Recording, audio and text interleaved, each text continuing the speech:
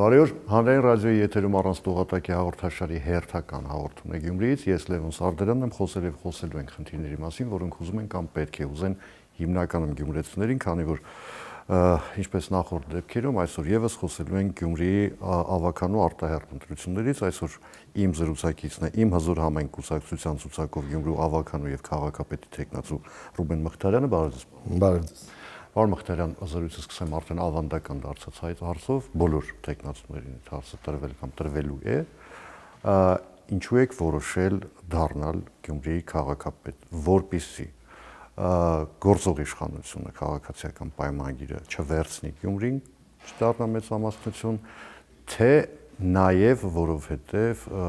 դուք ունեք ձեր պատկերացումները Գյումրիի զարգացման մասին եւ ունեք լուծումները։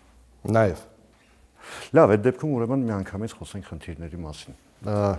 Գյումրին արդեն 37 տարի է, այնք անկախ նրանից կարգավիճակը կփոխվի թե չի փոխվի,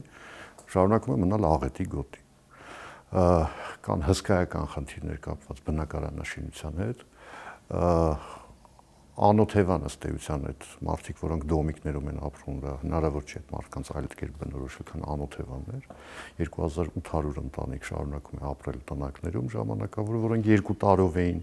ընդ որում 80-90 վթարային շենք կա քաղաքում, որոնցից մի մասը 4-րդ վթարայնության աստիճանով, ընդ որում այդ 4-րդ վթարայնությամբ շենքերից 3-ում մարդիկ են ապրում։ Այսինքն դա ենթադրում է կոմպլեքս եւ թանկարժեք լուծում։ Ինչպես եք դուք պատկերացնում, հատկապես եթե հաշվի ենք առնում, որ Գյումրիի տարեկան բյուջեն մոտավորապես եթե դոլարային բանը վերցնենք, 14 միլիոն դոլար է։ Տեսեք, երբ որ 37 տարվա ընթացքում ենք խոսում, այդ թռիչքի մասին ենք խոսում, հա։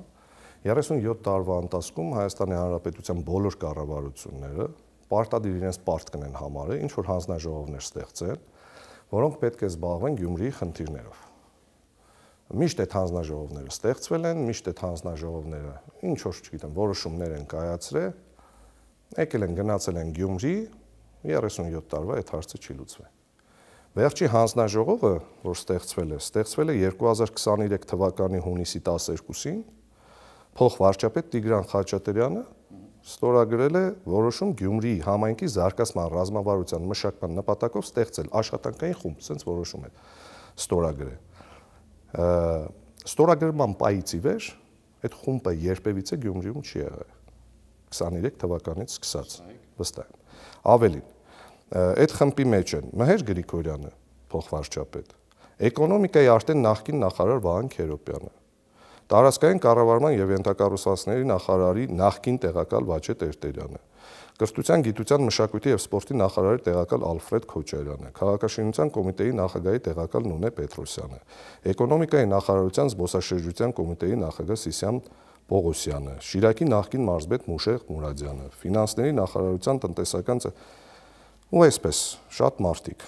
Գյումրի համայնքի ղեկավարի տեղակալ Վահագն Մկրտչյանը, որը հիմա քաղաքացիական պայմանագիր կուսակցության ցուցակում երկրորդ համարն է եւ նաեւ ասում են, որ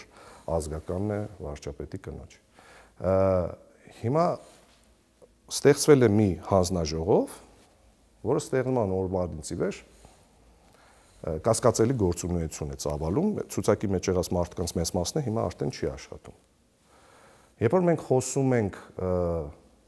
խնդիրների մասին, որոնք 37 տարվա պատմություն ունեն, ու 4-րդ կարգի վթարային շենքերից, ու այնտեղ ապրող մարդկանցից սոցիալական բնակարանաշինություն հասկացողությունը պետք է ստանա այս պարագայում կյանք փրկելու տրամաբանություն, այլ ոչ թե եկեք շարժվենք օրենքով։ Որոշ մարդիկ, երեք մենք բակային հանդիպումների ենք գնացել ենք Անտառային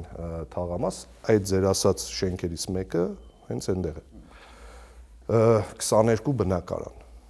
Վերջի ցնցումների ժամանակ մարդիկ կիսատկլոր դուս են փախել այդ տնից, այսինքն այս ռեալ կյանք փրկելու հարց կա։ Հիմա եթե դու առաջնորդվում ես ռեալ կյանք փրկելու հարցով, քո որոշումները պիտի լինեն կայծակնային։ Մենք անընդհատ կարող ենք խոսել, ասել, որ կառավարությունը օրինակ փող չունի հատկացնելու համար, բայց 2023 թվականի Արցախի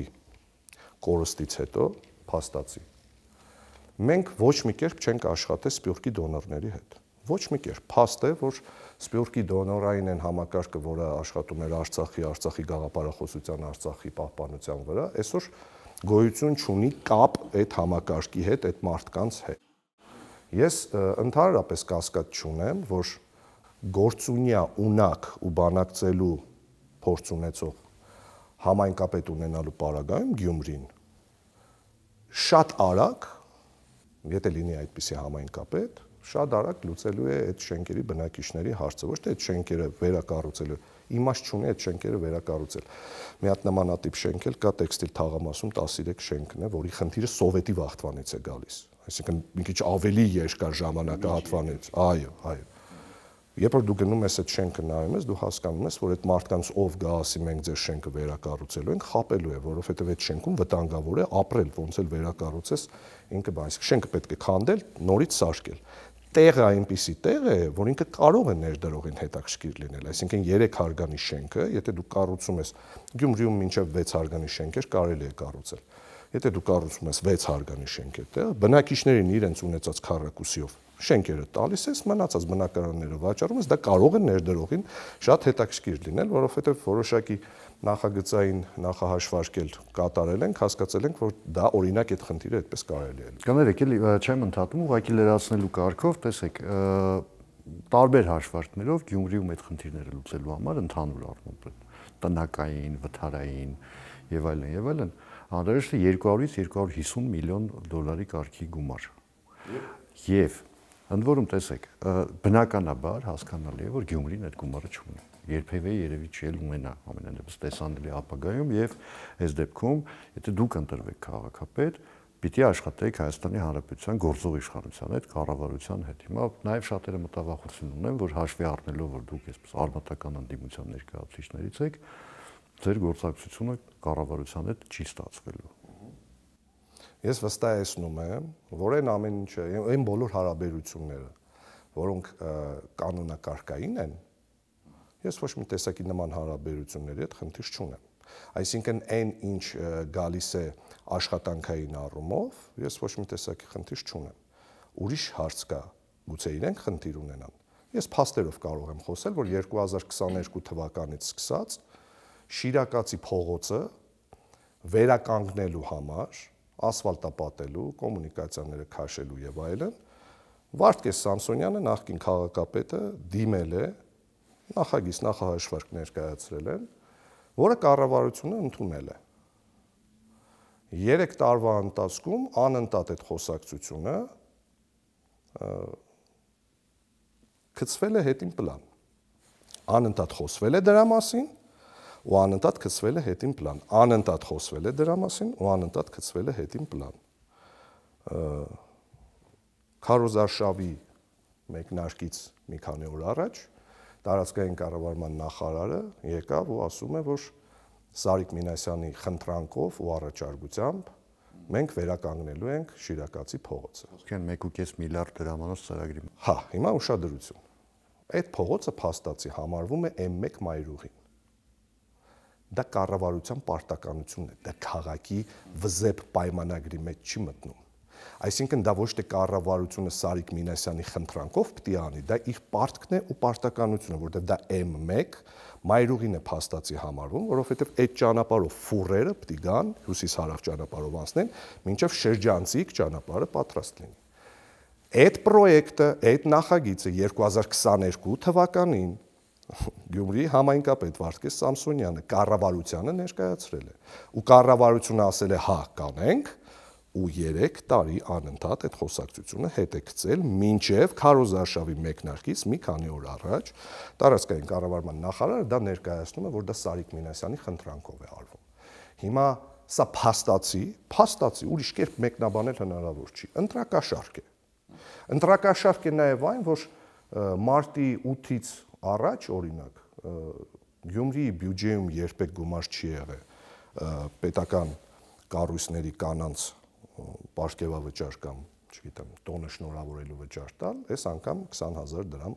բոլորին մարտի 8-ին փոխանցումներ են տեղի ունեցել։ Հարց է առաջանում, արդյունավետ կառավարման մասին, երբ որ մենք խոսում ենք, դա արդյունավետ կառավարման մեջ է մտնում, թե դա էլ կարելի է ընտրակաշարք դիտարկել։ Հետո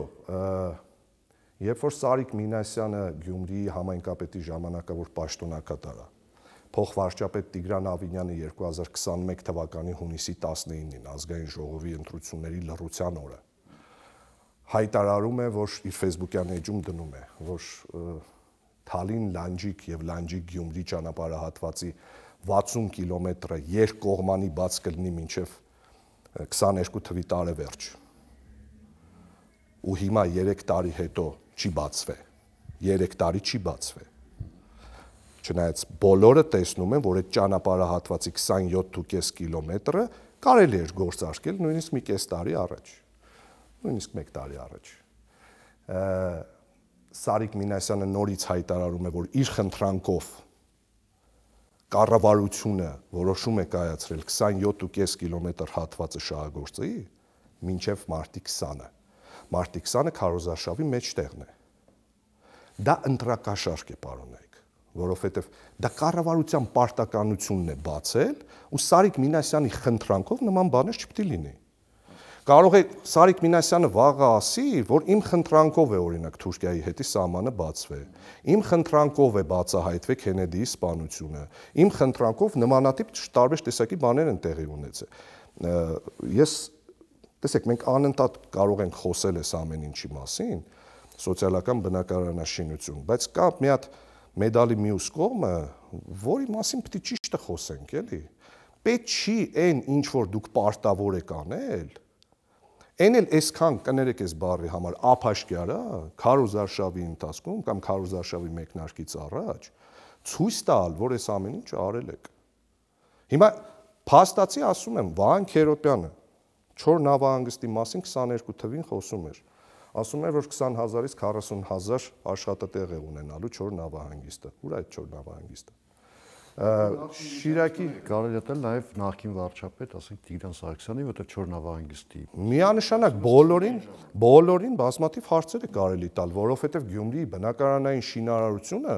ամեն եկած նոր վարչապետ ասում էր, որ էս է մոտակա մի տարի ու կես 2 տարվա ընթացքում այս հարցը լուծելու ենք, բայց Երևանը կառուցվում էր, ես հիմա պրոստը սաուն կներեք, սաուն կանցնեմ համաչափ զարգացման մասին, հա, որովհետև երբ որ մենք համաչափ զարգացում ենք ասում, այդ մենակ չի նշանակում, որ Գյումրիի բոլոր թաղերը կենտրոնին համաչափ պետք է սկսեն զարգանալ։ Խոսքը Գյումրիի ընդհանուր համաչափ զարգացման մասին է Երևանի մայրաքաղաքի հետ, որովհետև 120 կիլոմետր երբ որ դու գնում ես Գյումրիից Երևան, դե 120 տարվա տարբերություն է մոտավորապես։ Գյումրեցին ապրելով Գյումրիում, երբ որ գնացել է ու տեսել է իր տները չի կառուցվում, երբ որ ամեն եկող վարչապետ ասում է 2.5-3 տարվա կառուցելու ենք սա։ Տեսնում էր, որ Հյուսիսային պողոտան 4.5 տարվա կառուցվել է, բայց իհարկե խնդիր պետք է ունենա ինքը իր ընկալման մեջ, թե ինչպես են իրեն վերաբերվում։ Մեր պատկերացումները Գյումրիի համաչափ զարգացման մասին, այո, այտենց մեծ կոմպլեքսային են։ Մենք չենք դիտարկում մենակ օրինակ մսի կոմբինատը կամ 58 թաղամասը,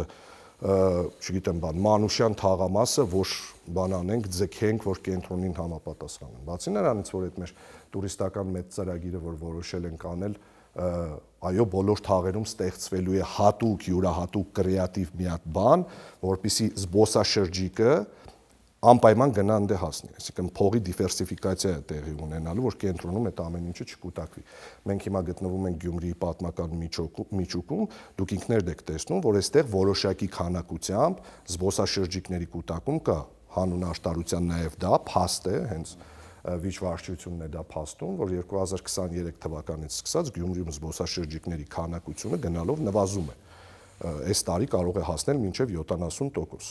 իսկ այսինքն հյուրանոցների զբաղվածությունը էսպայի դրությամբ 15-ից 20%։ Միջալուց գյումրեցիների հետ շատ եմ խոսել այս թեմայով, հիմնականում բողոքում էին նրանից, կամ դժգոհում էին ավելի ճիշտ, որ տուրիստների ոչ այնքան հոսքն է պակասել, որքան տրամաբանությունն է փոխվել տուրիստների Գյումրիում լինելու, այսինքն չեն մնում այստեղ, գալիս են 4-5 ժամ պտտվում են էքսկուրսիայի տրամաբանությամբ, գալիս են գնում են։ Եկեք ասեմ, քանի որ մենք այդ բիզնեսի մեջ ենք, երկու տրամաբանությունն էլ կա, եւ պակասել են, եւ տուրիստի մնալու ձևն է փոխվել։ Գիշերակացով մնացողների քանակությունը 75%-ով պակասել է։ Տեսեք, մենք խոսում ենք ճանապարհների կառուցման մասին, բայց ճանապարհը, որ կառուցվեց, ավելի են պակասելու։ եթե քաղաքը չեղավ իրադարձային քաղաք, որը չասեց, որ եթե դու ուրբաթից կիրակի օր չմնացիր, դու իրադարձություններ ես բաց թողնելու։ Իսկ դա ստեղծելու համար համակարգ է պետք։ Ստեղծագործական, կրեատիվ, տնտեսական, սպասարկող, ենթակառուցվածքային ամեն ինչը կոմպլեքս դիտարկում բան։ Մեզ դիտարկման է պետք է ենթարկել։ Մենք ունենք այդ ծրագիրը պատրաստի, որ 12 ամսվա ընթացքում ամեն ամիս Գյումրին պիտի ունենա մեկ ուրբաթ-շաբաթ կիրակի, երբ դու զբոսաշրջիկի համար լուրջ մարքեթինգային պատճառ ես ստեղծելու, նաև դա գովազդվելու է տարվա սկզբից, որ մարտը ի սկզբանե, տեսեք, ես օրինակն է ասեմ, թեմայից թեման չեմ թռնում, բայց նաև ծախսային մասին խոսանք, ովքեր են մարդիկ, ովքեր գալիս են Գյումրի կամ Գյումրին տեսնելու, հա։ Մի հատվածը դա դպրոցական երեխաներն են, որոնք հավաքվում են ավտոբուսներով, գալիս են, իրենք գիշերակացով չեն մնում, պլյուս իրենց արած ծախսը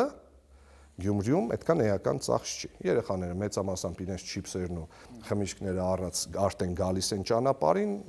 առավելագույնը Գյումրիում 1-2 փոքր բան գնեն։ Մյուս սեգմենտը միջին տնտեսական հատվածի ներկայացուցիչներն են, որոնք գալիս են, այդ մի 6-7 ժամը մնում են, հայտնի բաները նայում են, գնում են մի երկու տեղ հաց են ուտում ու վերադառնում են։ Երրորդ հատվածը մեկ գիշեր մնացող մարդիկ են, որոնք գալիս են, օրինակ, չգիտեմ, երեկոյան թատրոն են նայում Գյումրիի, հա, կամ հայտնի մյուզիկհոլերից մեկի, հայտնի բենդի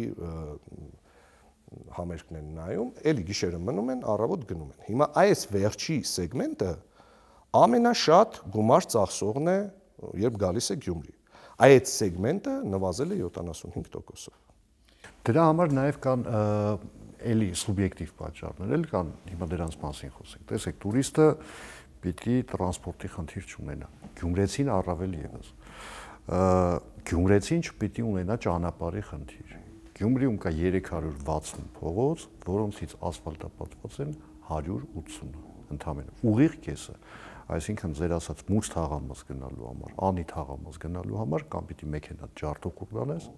կամ չպիտի գնաս այն։ Այդ անի թաղամաս գնալու համար, այդ Շիրակացի փողոցն է, որը 2022 թվականից կառավարությունը անընդհատ հետաձգեց ու բերեց։ Հիմա, եթե կներեք, եթե այդ 1.5 միլիարդ դրամը կարելի էր ընտրություններից առաջ պայել մինչև ընտրություններ ու հանել քո տեխնացուի խնդրանքով տալ, ենթադրվում է, որ 3 տարվա ընթացքում, իսկ եկեք հստակ ֆիքսենք, որ 22 թվականին ամենամեծ տուրիստական բումն է եղել Հայաստանում։ Ուկրաինայի ու Ռուսաստանի պատերազմի ժամանակ բազմաթիվ հազարավոր ռելոկանտներ են եկել Հայաստան, բերել են գումար։ Մենք ամենամեծ տնտեսական աճն ենք ունեցել։ Բանկերը ունեցել են ամենամեծ եկամուտն ու շահույթը։ 1.5 միլիարդ դրամ փող գտնել հենց այդ ժամանակահատվածում այս կառավարության համար վստահաբար մեծ պատմություն չի եղել։ Առավելևս երբ որ տեսել ես ինչքան կներեք ոչ էական միջոցառումների վրա այս կառավարությունը փող է ծախսում, օրինակ, չգիտեմ, հեծանվային մրցավազքերի եւ այլն։ Բայց 58 թաղամասը օրինակ ասֆալտապատվելու է այս տարի վզեպ ծրագրով։ Սարիկ Մինասյանը գնում է 58 թաղամաս ու դա իր գովազդային հոլովակում ներկայացնում է, որ մի հատ մեծ լավություն են անում։ Դա մեծ լավություն չի, դա վզեպ ծրագրով այն մնացած հատվածն է, որով 58 թաղամասի, այսինքն անի թաղամասի բոլոր փողոցները պետք է ասֆալտապատվեն։ Ինչի չեն ասֆալտապատվել այս 2.5 տարվա ընթացքում, որովհետև կոմունիկացիաներն էր անցկացվում։ Ջրագիծ, կոմունալ եւ դրա հետ կապված բոլոր խնդիրները։ Դա նորմալ տրամաբանական շինարարական process է։ Շիրակացի փողոցը, որով այո դուք ճիշտ եք, մեքենաները ջարդուփշուր են լինում, մեկն էլ իմ 3 տարի փաստացի չի կառուցվել, որովհետև դե կառավարությունը չի ուզեց այդ փողը տալ։ Վերադառնալով ձեր նախորդ հարցին, ես խնդիր չունեմ կանոնակարգային հարաբերությունների Հայաստանի Հանրապետության ցանկացած կառավարության հետ, որպես ենթադրյալ Գյումրիի համայնքապետ։ Կառավարությունը ունի իմ հետ այդ խնդիրը, թե չէ։ Ես իրավունք ունեմ կասկածելու, որ կունենա, որովհետև նախորդի հետ արդեն այդ խնդիրը ցույց է տվել։ 3 տարի չի հաստատե, հանկարծ իրենց հրաժարականից 2 ամիս հետո հաստատում է։ Բայց այնուհանդերձ վերադառնանք, ինչպես եք ծրագրում այդ խնդիրը լուծել։ Բոլոր խնդիրների լուծումը, որոնք կառավարության հետ են կապված, պահանջելու ենք, որ իրենք այդ խնդիրը լուծեն, Բոլոր այն միջոցները, որոնք արդյունավետ կառավարման արդյունքում քաղաքային բյուջեն մենք կարողանալու ենք էկոնոմիա անել։ Նույնպես մասնակցելու են այդ սոցիալական, տրանսպորտային, կանաչապատման, աշխատավարձային ֆոնդի բարձրացմանը եւ այլն։ Արդյունավետ կառավարումը շատ կարեւոր է։ Այսօր Գյումրիի համայնքապետը իր բոլոր հոլովակներում շատ լավ կոմունալի պետի ռոլիկներ է պատրաստում։ Դա խոսում է նրա մասին, որ կամ կոմունալի պետը լավը չի, կամ համայնքապետը տեղում չի։ Հիմա եթե քո կոմունալի պետը իր գործը լավ չի անում, դու ես գնում իր փոխարեն այդ գործը անում, ու քանի որ քո գործը չի, դա գովազդում ես, այդ խնդիրը այդ հարցի մյուս կողմն է։ Գյումրին կարիք ունի արդյունավետ կառավարման։ Գյումրին կարիք ունի իր ենթակառուցվածքների հետ, ճիշտ նոր համակարգի ներդրման։ Գյումրին կարիք ունի իր մարզադպրոցների ու մշակութային օջախների հանդեպ վերաբերմունքի փոփոխության, որովհետև Գիտեք, մինչ հարցազրույցը դուք ասում եք, որ հրաշալի կլիներ, եթե այստեղ կառուցվեր ազգային ստադիոն։ Այո, հիմա ես դրա մասին եմ ուզում խոսեմ։ Սպորտի ու մշակույթի, այսպես մայրաքաղաք համարվող Գյումրին լոկոմոտիվային մի բան է պետք։ Այդ լոկոմոտիվային բանը սկզբից մտածում էին, որ այ բանը օդանավակայանը որ վերականգնեն, մարդկային մեծ հոսք կգա, կսկսեն Գյումրիից դուրս գնալ հենց օդանավակայանից։ Հոսք եղավ, բայց այդ հոսքը քաղաք չի մտնում, որտեղ օդանավակայանը քաղաքից դուրս է։ Գյումրին կարիք ունի մի այնպիսի մեծ կառույցի, որով զարգացման տրամաբանությունը փոխեց օրինակ Ռուսաստանի Կրասնոդար քաղաքը, որով զարգացման տրամաբանությունը փոխեցին Չինաստանի տարբեր փոքր քաղաքներ, որով իրենց զարգացման տրամաբանությունը փոխեցին եվրոպական փոքր քաղաքներ, որոնք Եվրոպայի ֆուտբոլի առաջնություններ էին ընդունում, հա։ Այդ լոկոմոտիվը կարող է հանդիսանալ ազգային մարզադաշտը, որի մասին անընդհատ խոսում են։ Եթե Գյումրիում կառուցվի ազգային մարզադաշտ, տրանսպորտային լոգիստիկայի խնդիր ընդհանրապես չկա, որովհետև մենք ունենք միջազգային օդանավակայան, մենք ունենք ենթադրվում է, որ մինչև մարզադաշտը կառուցվի, պատրաստ կլինի նաև հյուսիս-հարավ ճանապարհ։ Ճանապարհը եթե պատրաստ եղավ յուրաքանչյուր երկրպագուի համար, օրինակ Երևանից եկող երկրում 50 րոպե։ 4-ից 5 հանդիպում ազգային հավաքականների։ Ընդունենք անշլակ չի, 40,000 չի, բայց 20-25,000 հոգի մարդեկան, չնայած ես վստահ եմ, որ անշլակ է լինելու։ 2 միջազգային արտիստի ելույթ, օրինակ Imagine Dragons կամ եւս մեկը, որ զբոսաշրջիկներ ներգրավես Վրաստանից, Ռուսաստանից, Իրանից, նույն Թուրքիայից, ինչու՞ չէ։ Ինքը տրամաբանությունը Գյումրիի զարգացման զբոսաշրջային փոխելու է, որովհետև եթե դուք ուշադիր ուսումնասիրեք ինչ արեց Գալիցկին Կրասնոդարի մարզադաշտը կառուցելով եւ շուրջը այդ հրաշալի պուրակը կառուցելով պուրակի մյուս հատվածում հյուրանոցների, ռեստորանների, կաֆեների կառուցումը տեղի ունեցավ ինքնստինքյան, այսինքն այլ ներդրողներ եկան, ասին մենք ուզում ենք այս ենթակառուցվածքների մեջ մասնակցություն ունենանք, որովհետեւ մարդիկ ռեալ տեսան, որ հիմա այստեղ գումար է լինելու։ Գյումրիի հյուրանոցատերերի հետ, եթե դուք խոսեք, դուք կիմանաք, որ իրենք ունեն լուրջ գլոբալ զբաղվածության խնդիր համարները։ Բացի դրանից, 22 թվի այդ ոչ բնական տուրիստական հոսքը, որ եղավ, շատ ու շատ, ես օրինակ 4 երիտասարդ ընտանիք գիտեմ, ոչ գյումրեցի, մեկը Վանաձորից, երեքը Երևանից, ովքեր եկել են այստեղ հյուրատուն են առել, իրենց տները գրավ դնելով։ Մտածել են բիզնես ստեղծեն։ Մարդիկ ստեղծել են բիզնես, առաջի տարին բավականին լավ աշխատել են։ 23 թվականից սկսել է քիչ-քիչ անկում։ 24 թվականին անկումը դարել է 50%, հիմա արդեն 70%։ Ահա որ է։ Ու մարդիկ արդեն մտածում են այդ ամեն ինչը փակել կամ վաճառելու, գնալու մասին։ Նույնը վերաբերում է ռեստորաններին, նույնը վերաբերում է սրճարաններին։ Իսկ հիմա դուք պատկերացրեք, եթե տարին դու ունենում ես գոնե 5 միջոցառում, որի ընթացքում դու հասկանում ես, որ քո քաղաք գալու է մոտ 200,000 հոգի մարդ, այդ 200,000 հոգի մարդը մենակ իր գումարով գլոբալ տնտեսական փոփոխության է ենթարկելու ամբողջ լոգիկան, տրամաբանությունը քաղաքի։ Ամբողջապես ես ձեզ վստահեցնում եմ, որ այսօր Գյումրիում ներդրում արած միջին ձեռնարկատերը միայնակ է մնացել իր խնդիրների հետ։ Համայնքը որպես չգիտեմ, ղեկավար մարմին, որը պետք է շահագրգիռ լինի, որ իր քաղաքում արված ներդրումները չգնան իր քաղաքից։ Ոչ մի բան չի անում։ Հիմա դուք կարող եք ասել, դե բայց դե իրենց գործառույթների մեջ չի մտնում։ Ինչ անի այդ համայնքապետը։ Իմ ասած իմ առաջարկությունը մեր համակարգացիներին հետեւյալն է։ Գյումրին պետք է ունենա համայնքապետ, որը իր աշխատանքային պրակտիկայում նախկինում ունեցել է մեծ փորձ մասշտաբային բանակցություններ վարելու եւ մասշտաբային պրոյեկտներ իրականացնելու։ Ներդրումների հոսք ապահովելու այն տեղերում, որտեղ թվում է թե ներդրում չպիտի լինի։ Հիմա ես պնդում եմ, որ Գյումրիում բազմաթիվ հարցեր, տեսեք, նույն մեր Սփյուռքի ներդրողները ու բարերարները կան, որոնք փաստացի 2.5-3 տարի է իրենց հետ գործակցության հարց լուծված չի։ Հիմա այդ մարդկանց համար պետք է ստեղծել հասկանալի, ընկալելի ազգային նոր միսիա, նոր առաքելություն։ Ինչը կարող է այդ առաքելությունը լինել։ Նախ Գյումրիի 4.5-ից 5 տարվա թռիչքային ռազմավարական զարգացման պլանը, որը իր մեջ կներառի նաև մեր արցախցի քույրերի ու եղբայրների կարիքների հոգալը։ Տեսեք, ոչ միայն Գյումրին, ամբողջ Հայաստանը մարդկային ռեսուրսի խնդիր ունի։ Այսօր 100,000 մարդ բռնի տեղահանվել է, էթնիկ զտման ենթարկվելով, ամբողջ Գյումրիում իրենք սպռված են, մեր տրամաբանությունը հետևյալն է։ Մենք պատրաստ ենք ու վստահ ենք, որ կարող ենք իրականացնել այդ ծրագիրը մեր արտասահմանյան ընկերների հետ, որպեսզի Գյումրիում ստեղծենք մի թաղամաս, Գյումրին հայտնի է, չէ՞, իր թաղամասերով, կա ավստրիական թաղամասը, կա 58 անի թաղամասը, կա Արցախ թաղամասը։ Գյումրիում ստեղծենք արցախցիների համար, կառուցենք 0-ից թաղամաս, որը իր ճարտարապետությամբ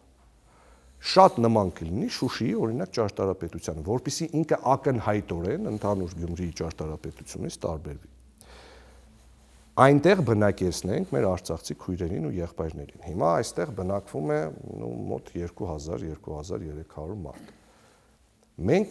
շատ կուզենանք, որ 5000 մարդ այստեղ բնակվի, առանձին թաղամասում, որպեսզի իրենք պահեն իրենց միջավայրը, իրենց բարբառը, իրենց մշակույթը, իրենց ավանդույթները, իրենց փոխհարաբերությունները, իրենց ուրույն տոներն ու տոնակատարությունները, ստեղծեն փոքրիկ շուկայի մոդել։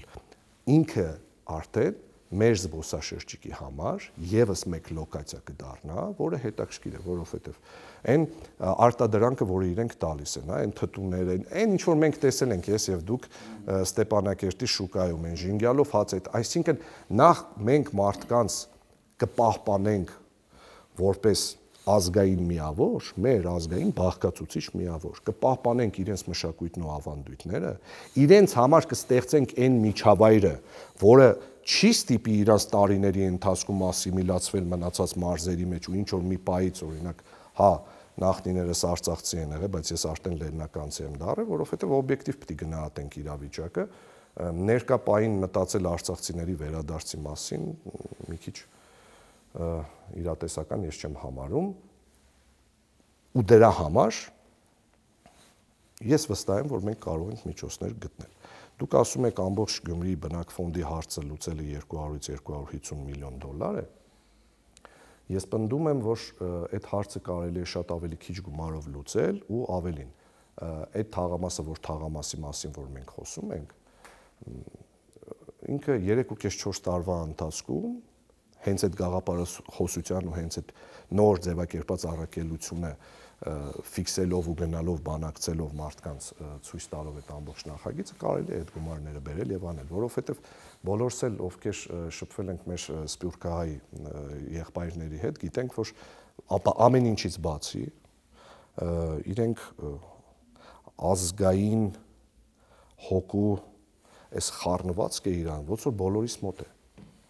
Ես տարանջատում այդ առումով չեմ դնում, որ ասում մենք ստե ավելի մեր ներսը խառնված է, այս վերջի մի քանի տարիների դեպքերից, չէ, իրենց մոտ էլ է այդպես։ Ուղղակի այն պորտալարը, որը առաջ կապ կար, այդ պորտալարը կտրվել է։ Հիմա պետք է այդ պորտալարը երկրորդ քաղաքի առումով, ես այդպես եմ մտածում, որ համայնքապետը կարող է ստեղծել այնպիսի մի հատ ներդրումների հոսք, որը քաղաքին Երբ որ ես ասում եմ թաղամասի կառուցում, երբ որ ես ասում եմ ազգային մարզադաշտի կառուցում, դա նաև տնտեսական շատ լուրջ ազդեցություն է ունենալու քաղաքի վրա, որտեղ դա շինարարություն է, դա նոր աշխատատեղեր է, ի վերջո դա ընդհանուր տրամադրության փոփոխություն։ Շատ լավ, շնորհակալություն հարցազրույցի համար, ավարտվեց 30 րոպե մենք արդեն զրուցեցինք, հիշեցնեմ, որ իմ զրուցակիցներ իմ հզոր համայնք կուսակցության ցուցակով Գյումրիի ավականու եւ քաղաքապետի տեխնացու Ռուբեն Մխիթարյանը, ես Լևոն Սարդարանն եմ, կհանդիպենք արդեն վաղը, նույն ժամին, նույն վայրում, հաջողություն եւ համբերություն բոլորիս։